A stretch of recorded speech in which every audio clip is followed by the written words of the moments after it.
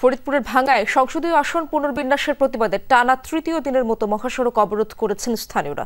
পাশাপাশি আজ রেলপথও অবরোধ করা হয়েছে। ভাঙ্গার আলগি ও হামিরদি ইউনিয়নকে ফরিদপুর ৪ আসন থেকে ২ নম্বর আসনের অন্তর্ভুক্ত করার প্রতিবাদে চলছে স্থানীয়দের এই কর্মসূচি।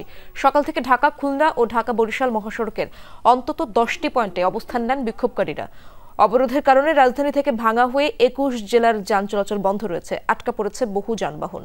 এতে চরম ভোগান্তি পোহাতে হচ্ছে যাত্রী ও পরিবহন শ্রমিকদের। এছাড়া ভাঙ্গার কৈডুবি সদরদি এলাকায় রেলপথ অবরোধ করেছেন আন্দোলনকারীরা। এতে পদ্মা সেতু হয়ে ঢাকা খুলনা ট্রেন চলাচল বন্ধ রয়েছে। সকালে কৈডুবি এলাকায় আটকা পড়ে একটি ট্রেন, দুর্ভোগে পড়েন যাত্রীরা। সংসদীয় আসনের সীমানা আগের মতো করা না হলে আন্দোলন চালিয়ে যাওয়ার ঘোষণা বিক্ষুব্ধদের।